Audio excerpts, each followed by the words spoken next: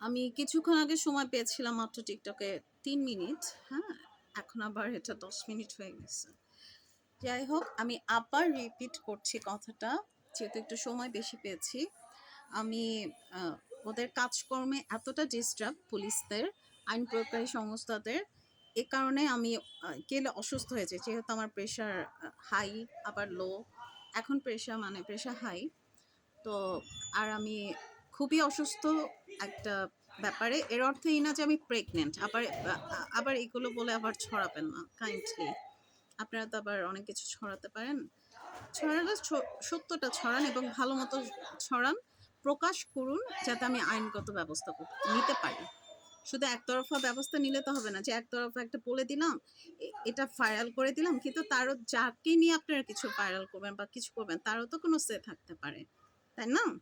সেও তো legal step নিতে পারে, তার তো সেই রাইটস আছে। যেহেতু আমরা কনস্টিটিউশন বেসড, আমরা ওথ নেই, তাই না? সেভাবেই তো চলে। তো যাই হোক, সামনে আসি। মোহাম্মদপুর থানায় আমি যাই অনেকদিন পরে। আমি খুবই এদের প্রথমে ফোন ধরে না, এত ইচ্ছে করে আমার নাম্বারটা এমনভাবে লকড করা, আমার মনে হয় রেড অ্যালার্ট জারি করা, যে এর ব্যাপারে মানে পুরো বোধ হয় ইন্টারন্যাশনালি। কারণ আমি কোনো মাফিয়ার নজরে পড়েছি এবং মাফিয়ার স্ত্রীর নজরে পড়েছি মেনলি, আমার ধারণা। মাফিয়ার চাইতে মাফিয়ার স্ত্রী নজরে পড়েছি। তাদের রোষানলে আমি ভুগছি। আমি সহজ সরল, তার মানে আমি বলদ না। যাই হোক, সামনে আগাই। তো কি একটা উইয়ার্ড প্লেস, ঢাকা ১৩। ওফ, অসহ্য। মোহাম্মদপুর থানায় যাওয়ার পরে সে মানে আগে থেকেই তো একটা দেখা যে আসছেন, ওসি যে থাকবে না এটা আমি কনফার্ম। ওসি থাকার কথাই না, ভেগে যাওয়া লাগবে তো। যাই হোক, ভাগাভাগি চলতে থাকুক, দৌড়াদৌড়ি চলতে থাকুক। আমার টিকটক রেস্ট্রিক্টেড করে দিয়েছে।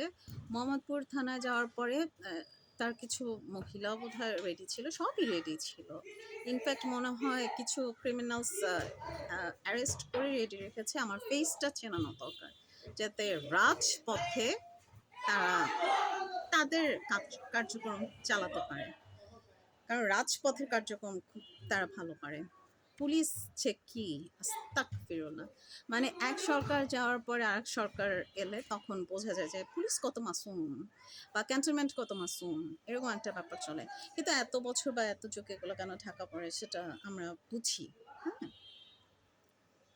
এত কথা বলার অর্থ হচ্ছে যে আমি আসলে এতটাই আপসেট একটা মানে কথায় আমি ভাষায় প্রকাশ করতে পারবো না।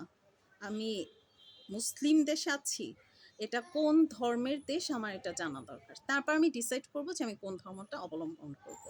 আজান দেওয়ার দরকার নেই তাহলে। তো আমি যখন অনেক কিছু কোয়েশ্চেন করলাম আমার এই 14 সেপ্টেম্বর 2025-এর ব্যাপারে, প্রথমেই একটু অভিনয় করলো যে সে খুব ভালা, আসলে তো সে ভালো না। তো যখন আমি ডিপার হচ্ছিলাম, কোয়েশ্চেন করছিলাম, তার রাগ বেড়ে গেছে। হ্যাঁ, তো একবার বলে সে, এই একে ঘাড় ধাক্কা দিয়ে বের করে দেন। মহিলা পুলিশ কোথায়? তার কোনো পুলিশ ড্রেস নেই। মনে হয় কি ওরা আয়া রেখেছে নাকি? হ্যাঁ, ওরা আয়া রেখেছে, মহিলার কোনো ড্রেস ছিল না। তারপর হচ্ছে নেম প্লেট কিছু ছিল না, তা কিন্তু সে আমাকে টাচ করেনি। আমি বলি কি, হ্যাঁ, ঘাড় ধাক্কা দিয়ে বের করেন। বের করতো। তারপর হচ্ছে আবার আরেকবার বলে হচ্ছে যে, এই ওরে অ্যারেস্ট করেন। আমি তখন বললাম যে হ্যাঁ, অ্যারেস্ট করেন, অ্যারেস্ট করে আমাকে কোর্টে চালান দিয়ে দেন। এর মধ্যে আমি আবার গন্ধ পাচ্ছি কে স্মোক করছে। আমি তখন কোয়েশ্চেন করলাম, পুলিশ স্টেশনের ভিতরে কে স্মোক করছে? তখন একটু হতভম্ব হয়ে গেছে, এখন কিছু বলা লাগবে তো, মানে তাদের দোষ কি? তখন কে যেন একজন অফিসারের বা পুলিশের নাম বললো। এখন পুলিশের নাম বললে তো আবার একটু সমস্যা, যে পুলিশ স্টেশনের মধ্যে একজন পুলিশ যদি স্মোক করে, এটা ব্যাপারটা খারাপ না? তখন বলছে যে যাদেরকে অ্যারেস্ট করা হয়েছে তারা স্মোক করছে। তখন আমি কোয়েশ্চেন করলাম যারা অ্যারেস্ট হয়েছে তাদেরকে সিগারেট কে প্রোভাইড করলো? তখন সে বলল যে হাসছে, মানে মানে খুব সিলি একটা ব্যাপার, সে হাসছে, হেসে বলছে যে আহ, ই কি বলে আহ, উম, দিতে হয়, ঠিক আছে। তো যেখানে ক্রিমিনালসকে ক্রিমিনালস ছিল অনেকগুলো, মানে দেখলেই ভয় লাগে এইরকম, যেখানে এতগুলো অপরাধী ছিল, এতগুলো অপরাধী থাকার পরে তাদেরকে যদি স্মোক করার রাইটস দেয়া হয়, মানে সবাইকে সবাইকে সেই অধিকার দেয় যদি হয়, তো আমি যখন আমার ভ্যালিড রাইটের জন্য ওখানে গিয়েছি, আমি 14 সেপ্টেম্বর 2025, আজকে হচ্ছে 2026, আমার ডেট কত মনে নেই, বোধহয় 18 অথবা ই কি বলে 19 তারিখ, জুলাই মাসের 2026, এখন পর্যন্ত কোনো ইনকোয়ারি রিপোর্ট কোনো কিছুই তারা জানে না। এবং বক্সি আমাকে আমার ভিডিও জানি কে লাস্টলি এডিট করে, তারপর ভূমিকম্পের মতো কাঁপায়, অনেক কিছু চেঞ্জ করে। এখন কথা হচ্ছে আহ, ই এর মধ্যে তারা কোনো কিছু করতে পারেনি, কিন্তু বক্সি ডিসেম্বর মাস থেকে আমাকে 3টা নোটিশ পাঠিয়েছে, এবং নোটিশটা ধান্দাবাজি ছিল। এক পুলিশ অফিসার এইটা বলে ফোন দিয়ে, এক অফিসার আবার আসে এবং 1 মাস পরে নোটিশ পাঠিয়েছে। নোটিশ লেখা আছে সে উপস্থিত হয়নি। আমি তো নোটিশের খবরই আমি জানি না, উপস্থিত থাকবো কিভাবে? হাজির হওয়ার জন্য কথা বলেছে, অথচ সে ক্রিমিনালসের সাথে কোনো কন্ট্যাক্ট করেনি। ক্রিমিনালসদের ওদের এফপিআইডি থেকে শুরু করে পাসপোর্ট, তারপর হচ্ছে এনআইডি কার্ড, সব কিছু দেওয়া আছে। গ্রামের নিকটবর্তী কোনো থানার সাথে কন্ট্যাক্ট করেনি। তার মানে ভাই বলতে গেলে, মানে তার রিলেটিভ, তার জানের জান, তার ফোন নাম্বার দেওয়া ছিল, সেখানেও তারা যোগাযোগ করেনি। ইনফ্যাক্ট আমার মোবাইল আমার ইউটিউব চ্যানেল, জিমেল সব হ্যাক করে রেখেছে, এখন তো রেস্ট্রিক্টেড করে রেখেছে যাতে কেউ জানতে না পারে যে এই মেয়ের সাথে কি হবে, পৃথিবীর কেউ আর জানতে পারবে না।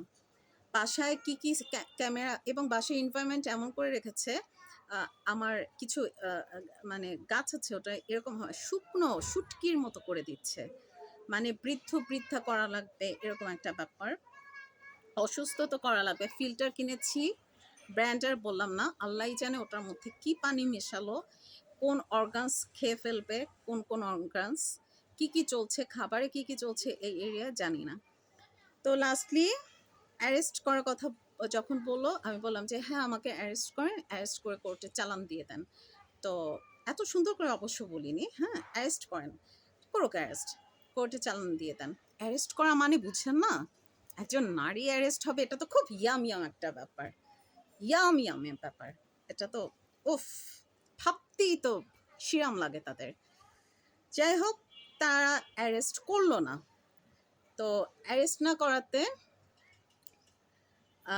তারপরে আমি যখন বললাম যে আমি বক্সির নামে একটা জাস্ট জিডি করব, যাতে সে এই নোটিশটার এগেনস্টে কোনো, মানে আমার জমি সম্পত্তি কোনো কিছু সে আত্মসাৎ করার কোনো পায়তারা করতে পারে।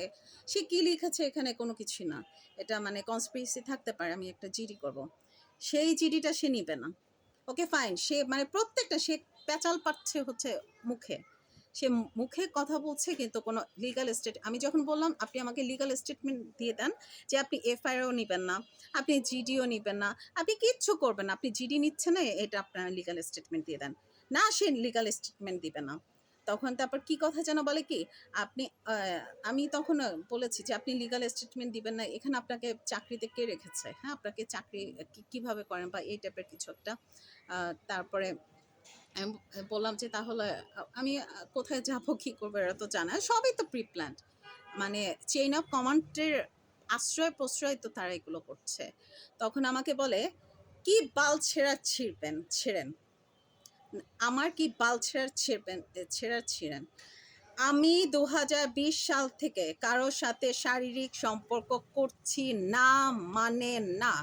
এমন না যে আমি শারীরিক সম্পর্ক করতে পারি না, এমন না যে আমি পুরুষ বেশ্যা, হ্যাঁ পুরুষ বেশ্যা কিনে ইউজ করতে পারি না।